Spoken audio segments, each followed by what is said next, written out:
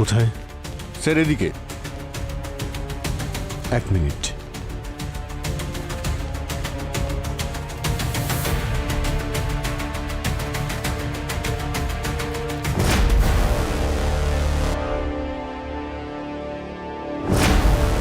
মনে হচ্ছে পেন্ট করতে করতে মারা গেছে। এর পেন্টিং তো অমর হয়ে গেছে। আপনি একটু ওদিকে যাবেন।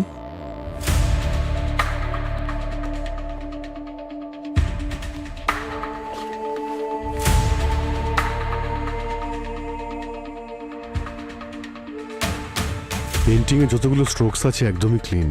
এই দেখতে পাচ্ছ এই শেষেরটা? অদ্ভুত না? মনে হচ্ছে এটা ওর শেষ স্ট্রোক ছিল।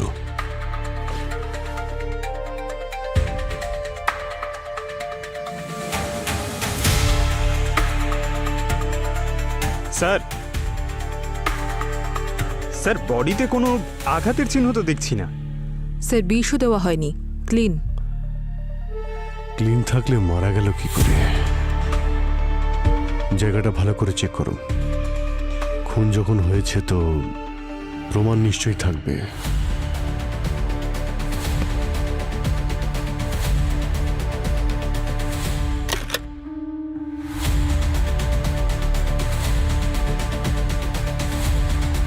স্যার, ফোন পাওয়া গেছে, হয়তো রঞ্জিতের। লক আছে।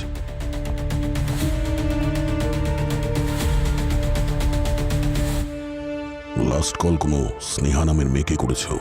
স্নেহা?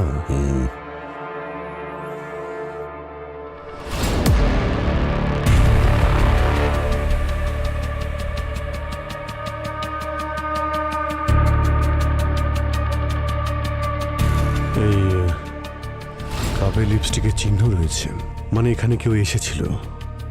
এটা স্নেহা কিংবা ওর ওয়াইফ মালিনীও হতে পারে।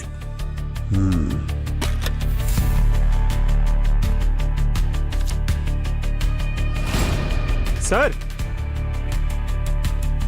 এই ডায়েরি আর এই ফটোগুলো বক্সে পেলাম।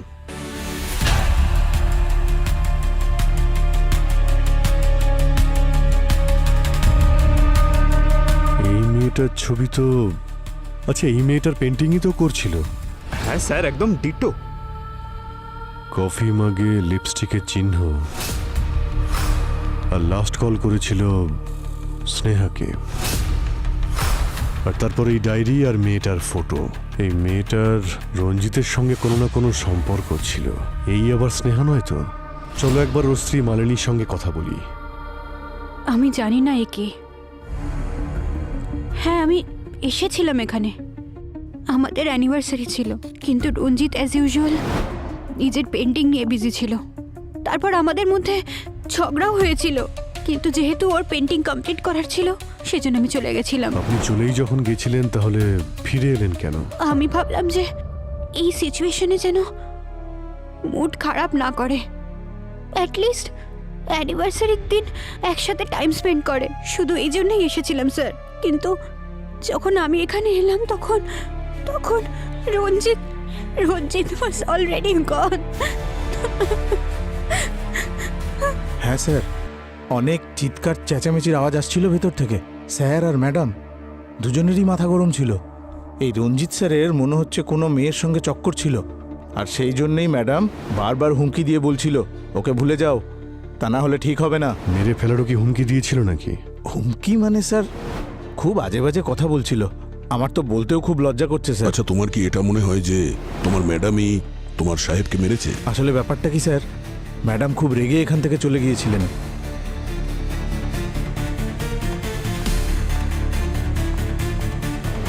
একটু পরেই ফিরে এসেছিলেন, আর তার ঠিক একটু পরেই না আমি স্যারের চিৎকারের আওয়াজ শুনেছিলাম। আমি দৌড়ে ভেতরে চলে গেলাম, তো আমি গিয়ে দেখলাম স্যার নিচে পড়েছিলেন, ম্যাডাম ওনার কাছেই দাঁড়িয়েছিলেন।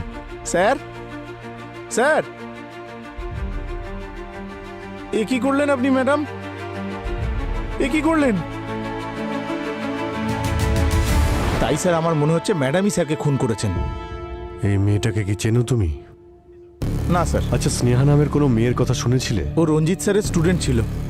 রঞ্জিত স্যার একা কাজ করা পছন্দ করতেন, কিন্তু ও এখানে আসতো আর অনেক রাত পর্যন্ত ওনার সঙ্গে কাজ করার জন্য থেকে যেত। খুন হওয়ার আগে অন্য কেউ কি দেখা করতে এসেছিল এখানে? আমার থাকাকালীন তো সেরকম কেউ আসেনি। হ্যাঁ, মানে মাঝখানে আধ ঘন্টার জন্য আমি খাবার খেতে গিয়েছিলাম স্যার, সেই সময় যদি কেউ এসে থাকে তাহলে। মালিনী তো সোজা রঞ্জিতের ঘরে চলে গেল। হ্যাঁ স্যার, আর খুব রেগেছিল মনে হচ্ছে।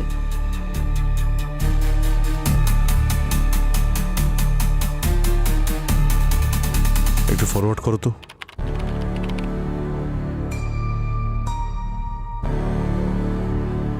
এই এই মেয়েটা কি? জানি না স্যার, ও এই সময় এসেছিল যখন আমাদের এই ওয়াচম্যান সাহেব খাবার খাওয়ার জন্য গিয়েছিল, তাই না? হতে পারে স্যার। স্যার, ওর রেড হিলস আর জামা কাপড় বেশ দামি মনে হচ্ছে। যখন ওয়াচম্যান ভিতরে গেল ঠিক তার আগে মালিনী কতক্ষণ ছিল? স্যার প্রায় 10 মিনিট। আচ্ছা, ওই যে মেয়েটা যে ওর মুখটা ঢেকে রেখেছিল, ও কতক্ষণ ভিতরে ছিল? স্যার ও 10-15 মিনিট স্যার। 10-15 মিনিট তো কাউকে খুন করার জন্য যথেষ্ট।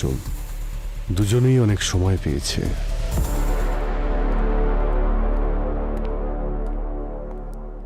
পঙ্কজ, ওই রেড স্যান্ডেলের মেয়েটার ব্যাপারে জানতে পারলে কিছু? স্যার রঞ্জিতের আর্ট গ্যালারির কাছে ইনকোয়ারি করেছি, কিন্তু কেউই ওই মেয়েটাকে দেখেনি স্যার। ওখানকার যতগুলো সিসিটিভি ক্যামেরা আছে সবটাই ট্রেস করার চেষ্টা করা হচ্ছে। ওই মেয়েটার ব্যাপারে সমস্ত ইনফরমেশন চাই আমার। ওকে কি করতে এসেছিল আর কোথায় পাওয়া যাবে ওকে। আই এম শিওর ওই মেয়েটাই কিছু একটা করেছে। আচ্ছা, তোমার কেন এটা মনে হচ্ছে যে ওই রেড স্যান্ডেল পরা মেয়েটাই রঞ্জিতকে খুন করেছে? আরে ভাই, কারো বাড়িতে কেউ মুখ ঢেকে ভালো কোনো উদ্দেশ্য নিয়ে তো ঢুকবে না। দেখতে গেলে উদ্দেশ্য তো মালিনীরও ঠিক ছিল না।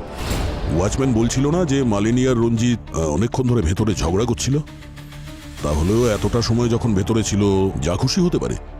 হ্যাঁ, হতে পারে, কিন্তু হাজব্যান্ড আর ওয়াইফের মধ্যে ঝামেলা তো হতেই পারে না।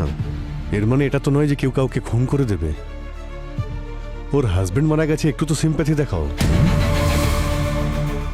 আমার ডিউটি সিম্প্যাথি দেখানোর জন্য নয়, কেস সলভ করার জন্য। আর এমনিতেও তুমি কিভাবে জাজ করবে? হ্যাঁ, তোমার তো পাস্ট প্রেজেন্ট সম্পর্কে কোনো আইডিয়াই থাকে না। কি বললে? হ্যাঁ, কি বললে কি তুমি? দেখো, তুমি কিন্তু প্রফেশনাল আর পার্সোনাল বিষয় গুলিয়ে ফেলছো দয়া, বুঝেছো? আমি তো তোমাকে এটাই বোঝানোর চেষ্টা করছি যে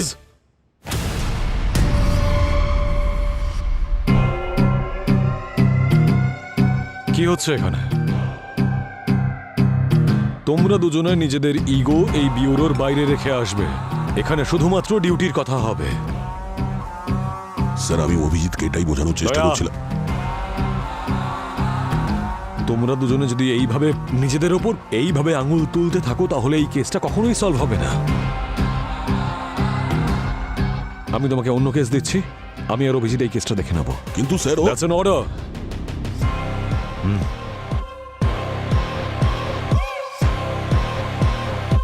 ইয়েস স্যার।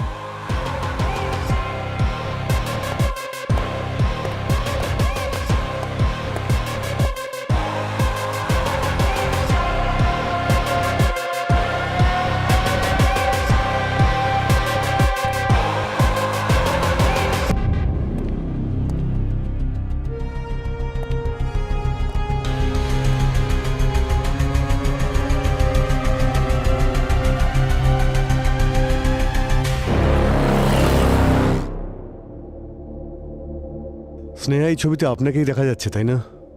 আপনি কি করে বলতে পারেন এটা আমি? ম্যাডাম, প্রশ্ন আমরা করব আর উত্তর আপনি দেবেন।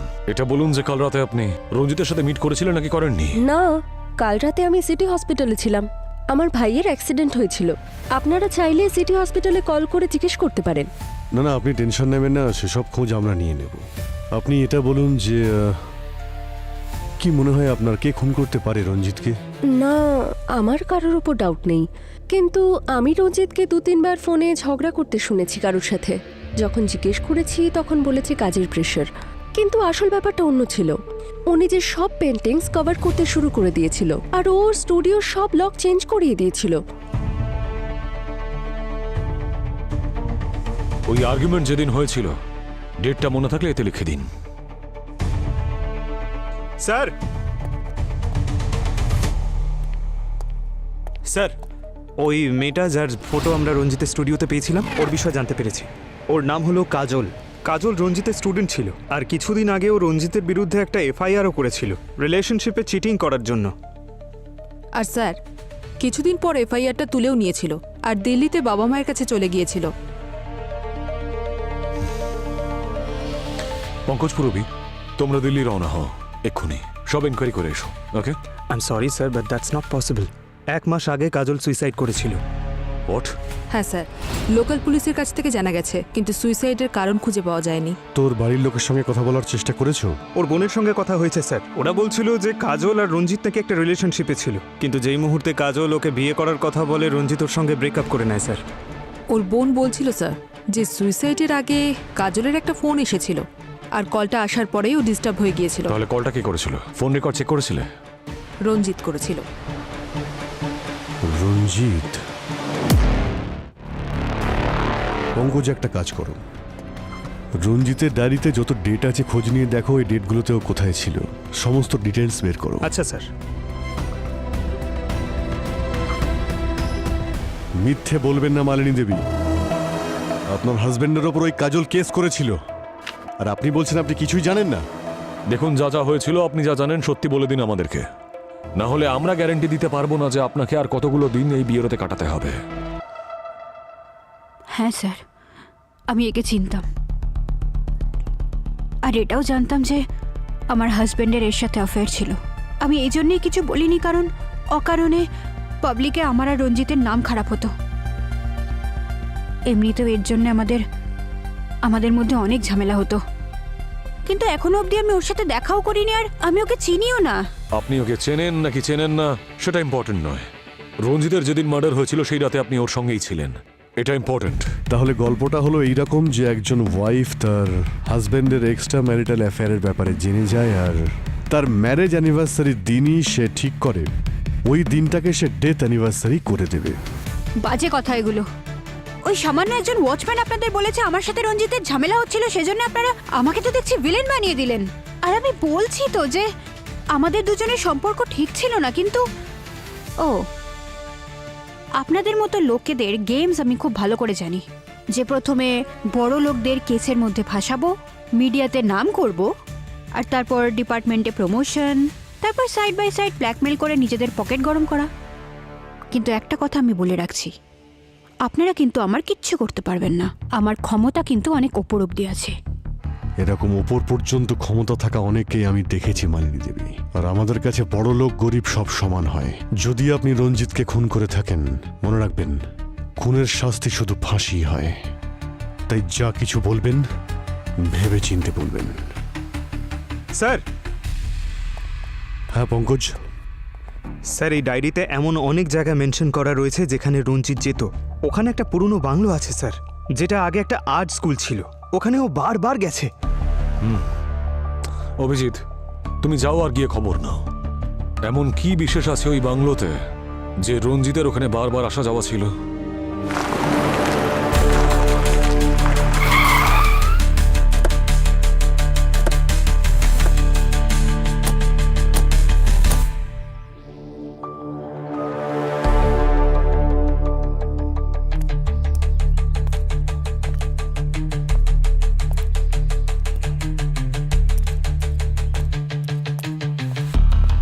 স্যার, ভেঙে দেবো? আরে ছাড়ো না ভাই পঙ্কজ, দরজা ভাঙতে গিয়ে আবার তোমার পাটা না ভেঙে যায়।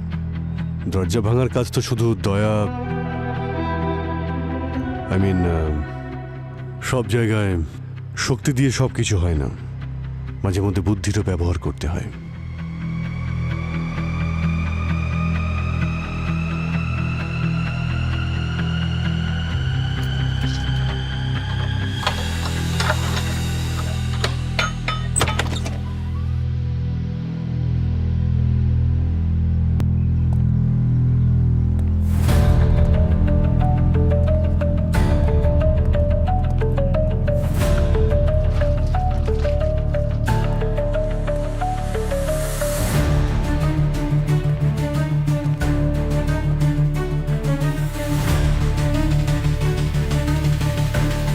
এতগুলো পেন্টিং!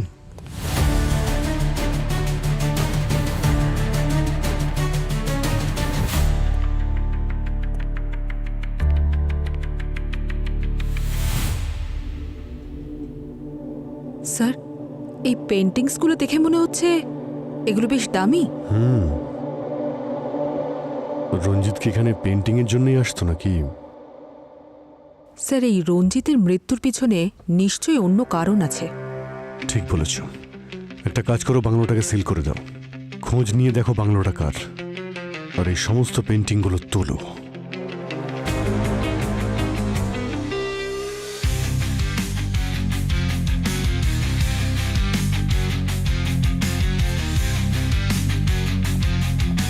কি ডক্টর সালনকে, এই পেন্টিংটাকে নিয়ে আপনি কি টাইম পাস করছেন?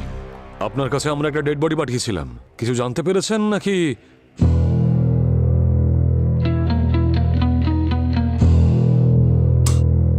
আরে অভিজিৎ, বড় অদ্ভুত কেস নিয়ে তুমি এসেছো। কেন, কি হয়েছে? আরে ভাই, রঞ্জিতের বডিটা যখন এসেছিল একদম ঠিক ছিল, কিন্তু যত সময় যেতে থাকলো এর বডির সমস্ত অর্গ্যানগুলো খুব তাড়াতাড়ি ডিকম্পোজ হতে শুরু করলো। কিন্তু এরকম কেন হচ্ছে স্যার? আপনারা তো বডিটাকে প্রিজার্ভ করে রাখেন না? হ্যাঁ রাখি, কিন্তু এর বডিতে অবশ্যই কিছু একটা আছে যার কারণে ওর অর্গ্যানগুলো ডিকম্পোজ হয়ে চলেছে। কি স্যার? আসলে আমি পাঠিয়েছি গার্গিকে ওর ব্লাড স্যাম্পলস আর টিস্যু স্যাম্পলস নিয়ে আমাদের সেন্ট্রাল ল্যাবে। ওখানে চেকিং হবে, তারপরে জানা যাবে যে কি কারণে ওর অর্গানগুলো এত তাড়াতাড়ি ডিকম্পোজ হয়ে চলেছে। তাই ততক্ষণ একটু পেন্টিংটার সঙ্গে আমি টাইম পাস করে নিই। আসুন।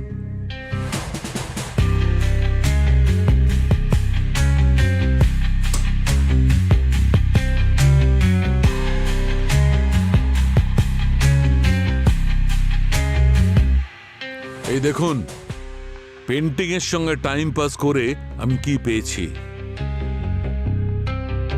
কিছু রহস্যকে রহস্য রাখার জন্যে মরতেই হয়।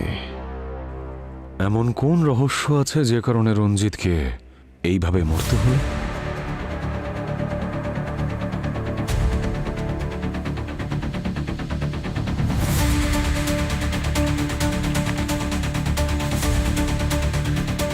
পঙ্কজ,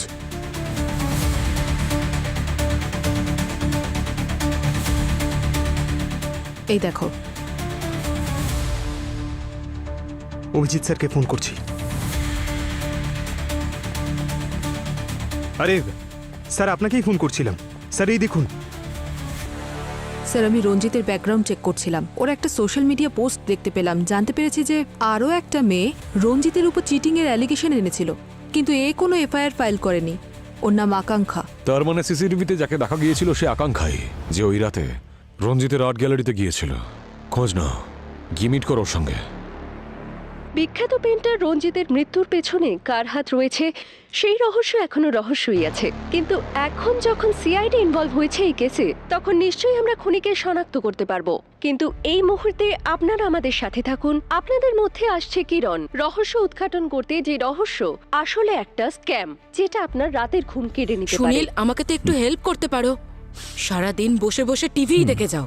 নমস্কার দর্শক, আমি হলাম কিরণ, দেখছেন সেকেন্ডস রিপোর্ট।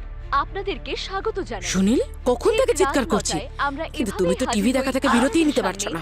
তাজা খবর শুধু তুমি খ্যাচখ্যাচ করো, শান্তিতে একটু টিভিও দেখতে দেবে না। সেই সত্য ঘটনাগুলো তুলে নিয়ে আসি। আচ্ছা তাই বুঝি? আর এর গলা তো কোকিলের মতো লাগে তোমার, তাই না? এখানে বসে তুমি কোনো নিউজ টিউজ দেখো না, এই বাজে মেয়ে কিরণকে দেখার জন্য তুমি টিভি অন করো।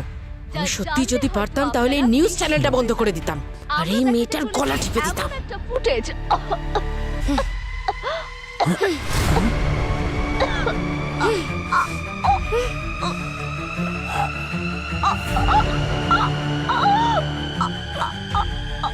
এই তো মরে গেল। খবর করতে করতে নিজেই খবর হয়ে গেল। ভয় লাগছে আমার। আমার গলাটা টিপে দিও না, আর কখনো খবর দেখবো না। 1 মিনিট, দেখে দেখি সরে যান। স্যার এদিকে।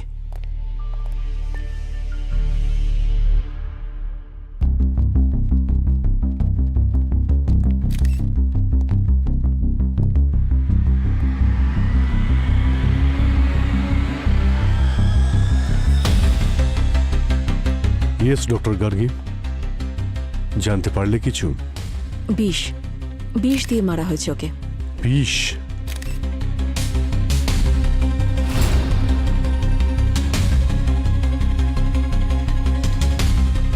ওর নখগুলো দেখছেন স্যার, একদম নীল হয়ে গেছে, আর ওর ঠোঁটের চারিদিকের স্কিন শুকিয়ে গেছে।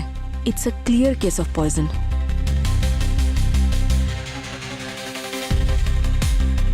দেখি পিছিয়ে দাঁড়ান, পিছিয়ে। আপনারা ওদিকটা গিয়ে লাইন দিয়ে দাঁড়ান। কি করছেন কি আপনারা?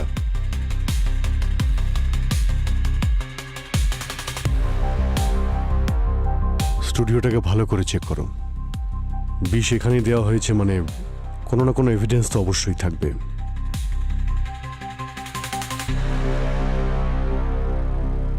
এখানকার ডিরেক্টর কে? আমি স্যার কি নাম আপনার? রমেন। লাইভ ক্যামেরায় যা কিছু হয়েছে তা তো ভাইরাল হয়েই গেছে, কিন্তু এখানে সব কি করে হলো আপনি আমাকে বলবেন? স্যার কিচ্ছু বলতে পারবো না, সব কিছুই অন্যদিনের মতো নর্মালি ছিল। কিরণের প্রাইম টাইম শো ছিল, 7-9টার সময় আমরা লাইভে এসেছিলাম। কিরণ প্রোগ্রাম শুরু করেছিল, আর ঠিক তখনই হঠাৎ ওর গলায় ব্যথা শুরু হয়। 30 সেকেন্ডের মধ্যে ওর মৃত্যু হয় স্যার। হ্যাঁ স্যার, সব কিছু এত স্পিডে হলো যে কিছু বোঝাই গেল না। আপনি কি করেন? স্যার আমি এখানকার ফ্লোর ম্যানেজার নাদিম। এখানকার যতগুলো ফুটেজ আছে সবই চাই আমার। Okay sir. আর কিরণের মৃত্যুর আগে ও কার কার সঙ্গে দেখা করেছিল? স্যার টেলিকাস্টের একটু আগেই আমি ওকে কিরণের কাছাকাছি দেখেছিলাম। আমি ছিলাম তো কি হয়েছে স্যার? ও এখানকার স্টার ছিল, অফিসে যেই আসতো ওর সঙ্গে দেখা করতে চাইতো। কিন্তু স্যার আপনারা সমস্ত প্রশ্ন আমাকে কেন করছেন? এই যে নয়না আছে, নয়নাকে জিজ্ঞাসা করুন। স্যার আমি নয়না আর কিরণকে না, প্রত্যেককে জেলে ঢুকিয়ে দেবো, ছাড়বো না আমি কাউকে। কোথায় আছে সব বাইরে বেরো। কিরণকে মেরে ফেলেছো তোমরা সবাই। এক মিনিট ওনাকে ছাড়ো। কে আপনি? স্যার আমি কিরণের হাজবেন্ড। আই এম শিওর এরাই দোষী, কিরণকে মেরে ফেলেছে এরা সবাই। আপনি বলুন এত সিকিউরিটির পরও ওকে কেউ কিভাবে মারতে পারে? আপনি কোথায় ছিলেন যখন কিরণ মারা যায়? স্যার আমি নিজের বাড়িতেই ছিলাম, কিরণের সাথে এইসব হচ্ছিল আর আমি কিচ্ছু করতে পারিনি। দাঁড়িয়ে দাঁড়িয়ে সব দেখতে হলো আমাকে। আমার চোখের সামনে কিরণ দম বন্ধ হয়ে মারা গেল স্যার, আমি কিচ্ছু করতে পারলাম না ওর জন্য। আচ্ছা মিস্টার কবির, আপনি কাউকে সন্দেহ করেন? স্যার আমি তো বললাম এরা সবাই দেখুন, এনাদের সবাইকে আমি জিজ্ঞাসাবাদ করছি, ইনভেস্টিগেশন চলছে। এনাদের ছাড়া আর কাউকে সন্দেহ হয় আপনার?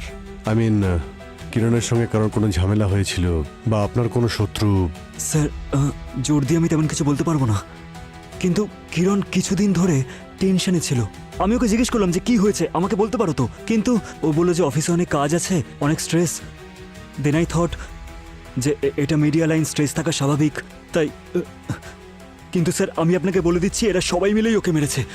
ঠিক আছে, সেটা আমরা দেখে এদেরকে নিচ্ছি। ধরুন, ছাড়বেন আমরা না সব কাউকে। দেখছি। আচ্ছা ওনাকে বসাও ওনাকে। আপনি বসুন। বসুন। আমি একটু পরে আপনার সঙ্গে কথা বলছি, বসুন আপনি।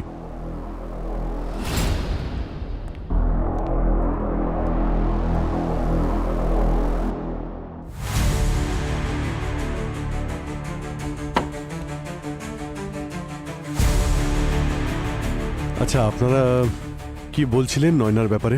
হ্যাঁ স্যার আমি যেটা বলছিলাম, আমি নয়না আর কিরণের মধ্যে একদিন প্রচন্ড ঝগড়া হতে দেখেছি। কি বলছে? কিরণের সঙ্গে ঝগড়া হয়েছিল তোমার? ইয়েস ম্যাম, আমার আর কিরণ ম্যামের একদিন আর্গুমেন্ট হয়েছিল। আমি একটা স্টোরি রেডি করেছিলাম, উনি সব ক্রেডিট নিজে নিয়ে সবার সামনে প্রেজেন্ট করে দিয়েছিলেন। তাই আমি ডিসাইড করেছিলাম যে ওনার ওই স্টোরির এমন স্টিং অপারেশন করব যে সারা জীবন মনে রাখবে। স্যার আমার মনে অন্য কিছু ছিল না, শুধু আমি অফিসে সবার সামনে এক্সপোজ করতে চেয়েছিলাম। আপনি করেছিলেন স্ট্রিং অপারেশন? Yes sir. আমরা কি দেখতে পারি?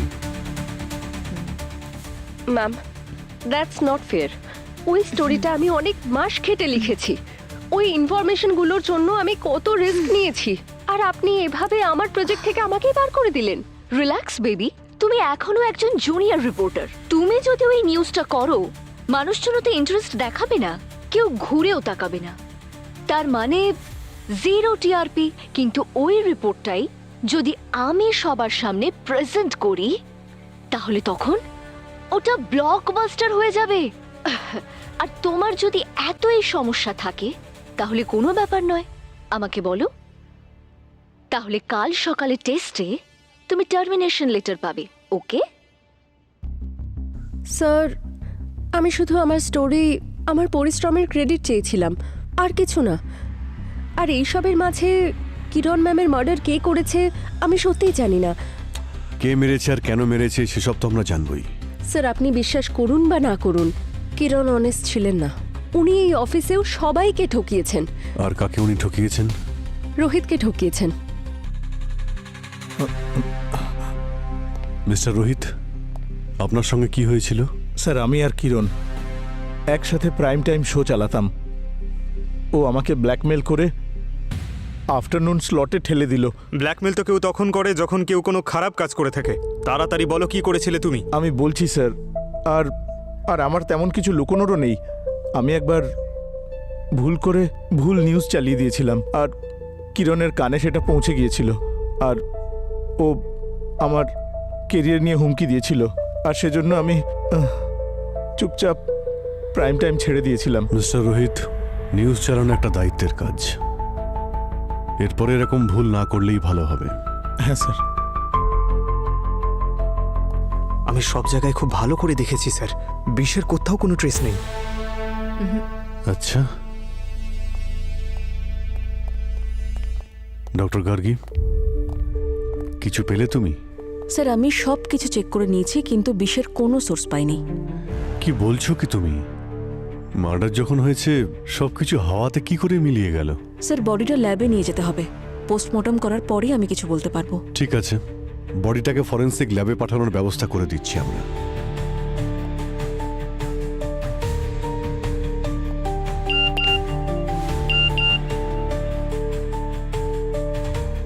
স্যার, স্যার যে মেয়েটা রঞ্জিতের বিরুদ্ধে সোশ্যাল মিডিয়া কমপ্লেন করেছিল ওকে পাওয়া গেছে। কে সে? ওর নাম আকাঙ্ক্ষা। আকাঙ্ক্ষা? কেউ যদি আমার ক্ষতি করার চেষ্টাও করে তাও আমি তাকে কিছু বলবো না। আচ্ছা, প্রতিশোধ নিতেও নয়? What do you mean? I mean আকাঙ্ক্ষা, তুমি যে সোশ্যাল মিডিয়ায় পোস্টটা করেছিলে রঞ্জিতের বিরুদ্ধে রাগ করে, সেটা দেখে মনে হয়নি রঞ্জিতকে তুমি এমনি ছেড়ে দেবে। রঞ্জিত আমায় চিট করেছিল। আমি কোনোদিন জানতেই পারলাম না যে ও ম্যারিড। আমি ডিপ্রেশনে চলে গিয়েছিলাম, অনেক কষ্টে ওভারকাম করেছি। আর ম্যাম, আজকাল সোশ্যাল মিডিয়া সব থেকে সেফ জায়গা নিজের অ্যাঙ্গার আর ডিপ্রেশন বের করার জন্যে। আপনি ওখানে হাজার হাজার পোস্ট পাবেন এরকম। আচ্ছা, সেই হাজারটা লোক রঞ্জিতের আর্ট গ্যালারিতে নিশ্চয়ই যেত না? এর তো মুখ ঢেকে আছে ম্যাম। আপনি কি করে শিওর হচ্ছেন যে এটা আমি? কাল রাতে কোথায় ছিলে তুমি? নিজের বাড়িতে। আমার স্টামাক আপসেট ছিল উইথ এ লিটল ফিভার। আমি ওষুধ খেয়ে ঘুমাচ্ছিলাম। কোনো প্রুফ আছে তোমার কাছে? ম্যাম আমি একা থাকি। এবার একা থাকলে আমি প্রুফ কোথা থেকে দেব? আপনি তো একজন সিআইডি অফিসার, খোঁজ নিয়ে জেনে নিন। সে তো আমি অবশ্যই জানবো। স্যার, আমি আকাঙ্ক্ষার ফোনের লোকেশন চেক করেছিলাম, ও ঠিকই বলেছে রঞ্জিতের মার্ডারের সময় ও বাড়িতেই আর ছিল। স্যার ওই বাংলোটা যে আছে সেটা কিন্তু রঞ্জিতের নামেই রয়েছে। রঞ্জিতের নামে?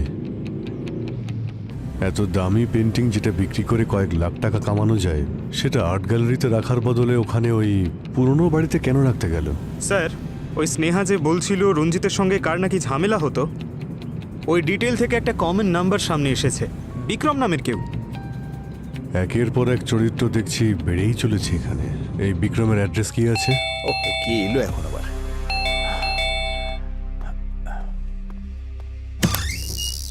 মিস্টার বিক্রম, আপনারা কারা? অনেক দেরি করলেন দরজা খুলতে। আরে এ কি অসভ্যতা! কি করছিলেন আপনি? হ্যাঁ, আমি তো ওয়াশরুমে ছিলাম।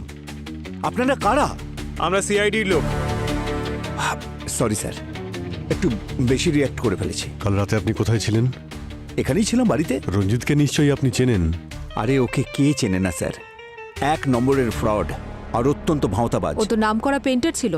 আরে কি এমন পেন্টারও অন্যদের স্টাইল আর আইডিয়া কপি করে এস্টাবলিশ করেছে নিজের ক্যারিয়ার। আমার স্টাইলও কপি করেছিল ও স্যার। শুধু এইটুকুর জন্য ওকে খুন করলে? আরে কি কথা বলছেন আপনারা? আমি কোনো মার্ডার ফার্ডার করিনি, ট্রাস্ট মি। আপনার সঙ্গে ফোনে নাকি প্রায় ঝামেলা হতো ওর সঙ্গে। শুনেছি আপনি হুমকিও দিয়েছিলেন। স্যার সেদিন ও আমাকে এত বাজে বাজে কথা বলেছিল, যাতে কিছু খারাপ কথা আমিও বলেছিলাম ওকে। That's it. আর রাগের মাথায় মানুষ তো অনেক কিছুই খারাপ কথা বলে ফেলে। তার মানে তো এই নয় স্যার আমি ওকে মার্ডার করেছি।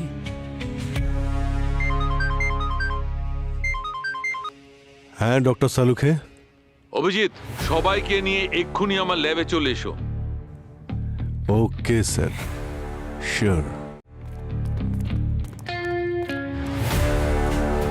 আরে সালুঙ্খে স্যার কোথায় গেলেন? সালুঙ্খে স্যার কোথায় গেলেন? আরে পেন্টিং এর এক্সিবিশন লাগিয়ে কোথায় চলে গেলেন স্যার? আরে নতুন কোনো ব্যবসা শুরু করেছেন নাকি? আহ কেন চেঁচাচ্ছ পঙ্কজ? আপনাকে দেখতেই তো পাচ্ছিলাম না। তবে বাড়ি চলে যেয়ে আরে দেখা না না করতে। Sir please. স্যার আপনি এত আর্জেন্ট আমাদের কেন ডাকলেন? আর্জেন্টলি আমি এই জন্য ডেকেছি অভিজিৎ, কারণ আমি রঞ্জিতের খুনিকে জানতে পেরেছি। কি? কে? কাজল। কাজল মেরেছে রঞ্জিতকে। আরে স্যার এসব কি বলছেন বলুন তো আপনি? কাজল তো নিজেই মারা গেছে, ও কি করে মারবে? পঙ্কজ, কাজলের পেন্টিংটা মেরেছে রঞ্জিতকে। কাজলের পেন্টিং? স্যার এটা হলো কি করে? আই মিন আপনি জানলেন কি করে? দেখো, যখন গার্গী আমাদের সেন্ট্রাল ল্যাবে ওই রঞ্জিতের ব্লাড আর টিস্যুস চেক করছিল, রিপোর্ট চেক করছিল, তখন আমি কিরণের পোস্টমর্টেম করছিলাম। অদ্ভুত ব্যাপার, আমি কিরণের অর্গানগুলো ওই রকমই ডিকম্পোজ হতে দেখলাম, ওই রকমই তাড়াতাড়ি যেমন রঞ্জিতের অর্গানগুলো ডিকম্পোজ হচ্ছিল। তার মানে রঞ্জিত আর কিরণের মৃত্যু একই বিষয়ের জন্য হয়েছে? স্যার, সাইটোনিয়াম 47। AK-47 এর পরে প্রথমবার এই ভয়ঙ্কর একটা নাম শুনলাম। কি ছিল জানো? সাইটোনিয়াম 47। সেটাই? হ্যাঁ, সেটা খুব বিপজ্জনক বিষ পঙ্কজ। ইনফ্যাক্ট AK-47 এর থেকেও বেশি। এক সেকেন্ডেই সব শেষ হয়ে যায়, ডেড। আর খুব তাড়াতাড়ি ওর অর্গানগুলো ডিকম্পোজ হতে শুরু করে দেয়। স্যার বিষ যখন ছিল তখন আপনি বডিতে কেন পেলেন না? এটাই তো এর বিশেষত্ব স্যার। এটা ভিকটিম মারা যাওয়ার কয়েক ঘন্টা পরেই ডাইলিউট হয়ে যায়। রঞ্জিতের কেসেও এটাই হয়েছিল। কিন্তু এই বিষটা এদের দুজনের শরীরে এলো কি করে? মানে রঞ্জিত আর কিরণ দুজনের মৃত্যুর আগে কোনো কিছুই তো খায়নি, আর না এদের শরীরে কোনো ইনজেকশন দেওয়ার চিহ্ন রয়েছে। ইউ আর রাইট, এই কথাটাই আমিও ভাবছিলাম। একই জিনিস আমাকেও খুব ভাবাচ্ছিল, কিন্তু আমি যখন রিপোর্ট দেখলাম একদম ক্লিয়ার। আর তারপর আমি রঞ্জিতের স্টুডিও গেলাম আর ওখান থেকে সমস্ত জিনিসপত্র তুলে আনলাম। বস, খুবই স্পেশাল কেমিক্যাল এটা, স্কিনের মধ্যে দিয়েও বডির ভেতরে প্রবেশ করতে পারে। আর রঞ্জিতের কেসটায় এই বিষ ভেতরে ঢুকেছে লিনসিড অয়েলের মাধ্যমে। লিনসিড অয়েল, যা বেশিরভাগ পেইন্টাররা নিজেদের পেইন্টিংয়ে ব্যবহার করে। পেইন্টার মাঝে মধ্যে তুলির সঙ্গে সঙ্গে নিজেদের হাতও ব্যবহার করে। ব্যাস, এই সুযোগটাই খুনি কাজে লাগিয়েছে রঞ্জিতকে মারবার জন্য। আর স্যার কিরণ কিভাবে মারা গেছে? ও ঠোঁটে যে লিপস্টিকটা ইউজ করেছিল তার মাধ্যমে।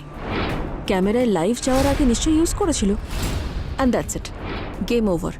তাহলে এই কেমিক্যাল যদি, মানে এই বিষটা, এটা যখন এতটাই ডেঞ্জারাস, তখন এটাকে অ্যারেঞ্জ করা বা তৈরি করা নিশ্চয়ই ততটাই মুশকিল। অ্যাকচুয়ালি এই কেমিক্যালটা যতটা বিপজ্জনক, এটা তৈরি করা ততটাই সহজ। এইটা তৈরি করবার জন্য যে কেমিক্যাল, যে কম্পোনেন্টসের দরকার পড়ে, সেসব খুব সহজেই মার্কেটে কিনতে পাওয়া যায়। খুব লো আইকিউ এর লোকেরাও ইন্টারনেট দেখে এটা বানাতে পারে। তার মানে রঞ্জিত আর কিরণের মৃত্যু হয়েছে একই বিষে। ডেফিনেটলি দুজনের খুনি একজনই হবে। তাহলে খোঁজ নাও যে এই দুজনের মৃত্যু একই বিষয়ের কারণে হওয়া কোনো কোইন্সিডেন্স নাকি কানেকশন।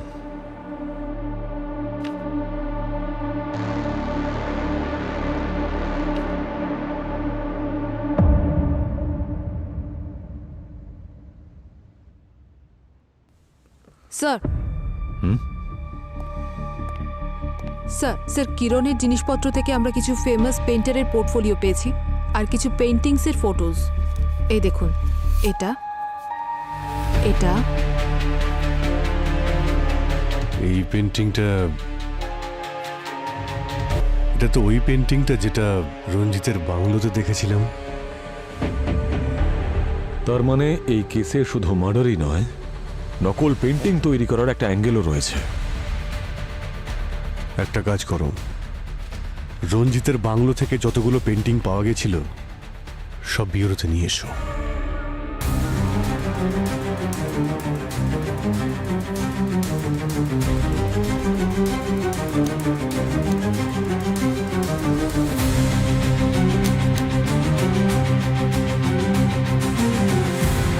স্যার আমরা জানতে পেরেছি এই পেন্টিংসের অরিজিনাল কপি লন্ডন, অস্ট্রেলিয়া আর সাউথ আফ্রিকাতে রয়েছে। তার মানে রঞ্জিত এই সব পেন্টিং এর ডুপ্লিকেট তৈরি করত, আর হয়তো এই কাজের জন্যই ওকে মরতে হয়েছে। পুরো তুমি লাইটগুলো অফ করো আর ইউভি লাইট দিয়ে চেক করো দেখো এই পেন্টিংগুলো কি গল্প শোনায় আমাদের। স্যার,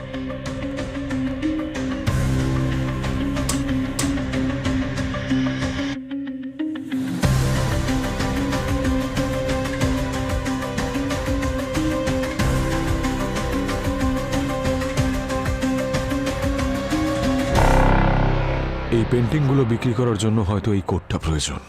পঙ্কজ, তুমি একটু ওই পেন্টিংটা চেক করো।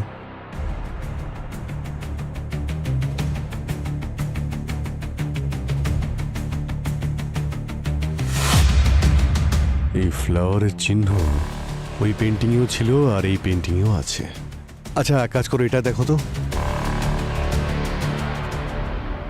এই দেখুন স্যার, সব পেন্টিংয়ে কোড দেওয়া আছে আর ফ্লাওয়ারের চিহ্ন। এই ফ্লাওয়ারের চিহ্ন আমি কোথাও দেখেছি।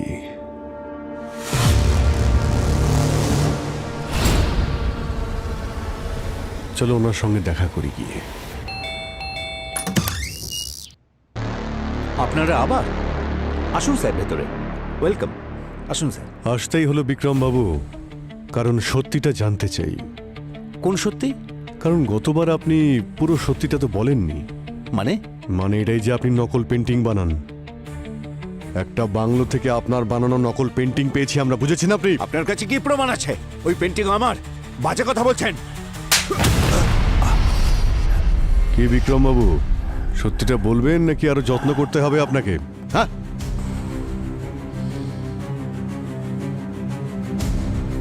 হ্যাঁ স্যার, আমি আমার পেন্টিংয়ের সিগনেচারের সাথে সাথে একটা ফ্লাওয়ারও বানিয়ে দিই।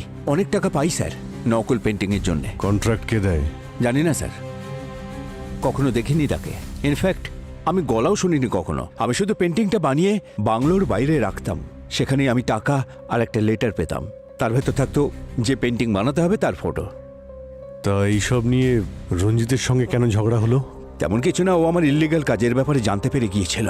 আমাকে হুমকি দিচ্ছিল, বলেছিল আমি কাজ বন্ধ না করলে সবার সামনে আমাকে এক্সপোজ করে দেবে। স্যার, রঞ্জিতকে মারা হয়েছে কারণ ও নকল পেন্টিংসের বিজনেসকে এক্সপোজ করতে চেয়েছিল। কিন্তু কিরণকে মারা হলো কেন? খুনির সাথে ওর কি সম্পর্ক? কিছু তো ব্যাপার রয়েছে, না হলে খুন করবেই বা কেন? স্যার, এই বিক্রমের কথায় আমরা বিশ্বাস করতে পারি না স্যার। এই কেসটাতে সবাই মিথ্যে কথা বলছে। ক্রিমিনাল আবার কবে সত্যি বলে পঙ্কজ? এটা তো আমাদের কাজ, খুনিকে ধরা আর সত্যিটাকে সবার সামনে আনা। যতক্ষণ না এই কেসের সমস্ত সূত্র পাচ্ছি, এই বিক্রম আমাদের র্যাডারেই থাকবে। এখন আমাদের লক্ষ্য হলো ওই লাল স্যান্ডেল পরা মেয়েটা। স্যার, রঞ্জিতের পুরনো বাংলোতে যেখানে নকল পেন্টিংসগুলো পাওয়া গিয়েছিল, ওর আশেপাশে যতজন ছিল সবার নাম্বার ট্রেস করেছি। একটা নাম দেখে আপনিও চমকে যাবেন। এই দেখুন, সূত্র পেয়ে গেছি।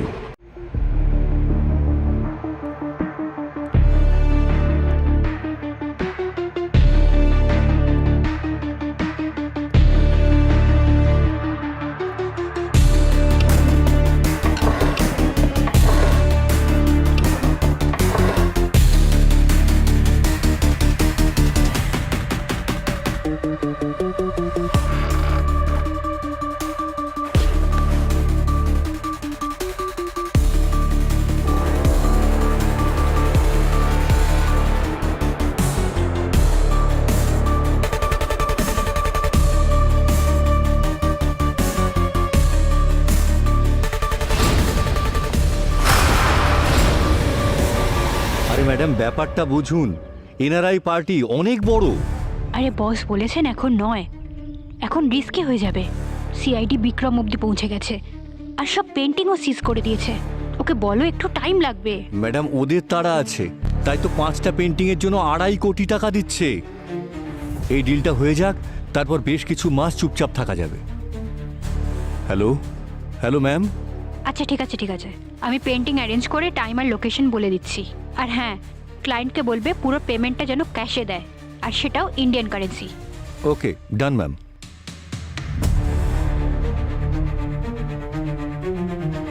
স্যার, আপনারা যা বলেছিলেন তাই তো করলাম। এখন কিছু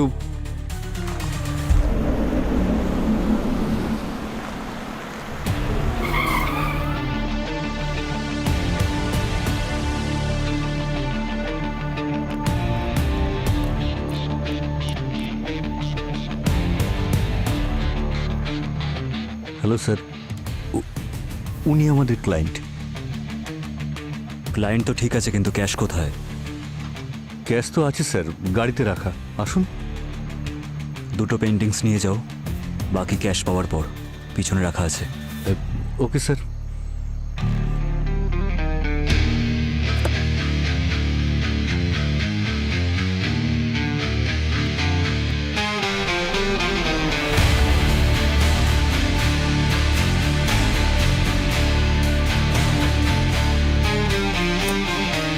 আমার চোখের সামনে কিরণ দম বন্ধ হয়ে মারা গেল স্যার, আর আমি ওর জন্য কিচ্ছু করতে পারলাম না।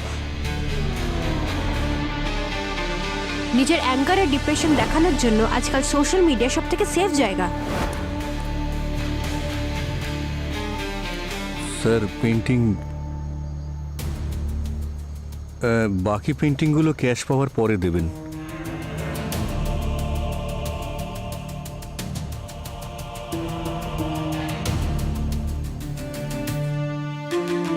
ক্যাশ। ক্যাশ।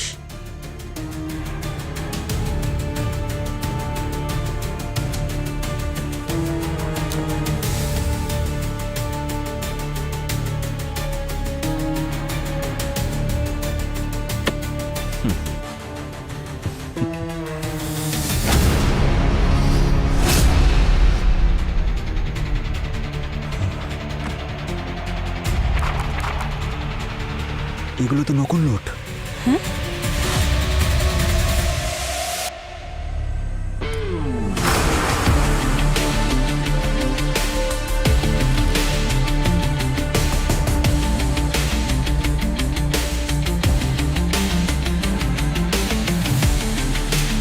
লাউ গাছ লাগালে আম পাবে কোথা থেকে মিস্টার কবির? নকল পেন্টিং যখন নকল ক্যাশ। সিআইডি?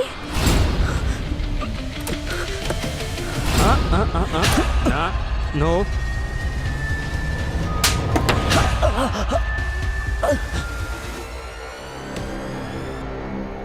স্যার, রঞ্জিত আমার নকল পেন্টিংসের বিজনেসের ব্যাপারে জানতে পেরে গিয়েছিল। ও বলেছিল যে আমার এই বিজনেসটা বন্ধ করতে হবে, না হলে ও আমাকে সবার সামনে এক্সপোজ করে দেবে।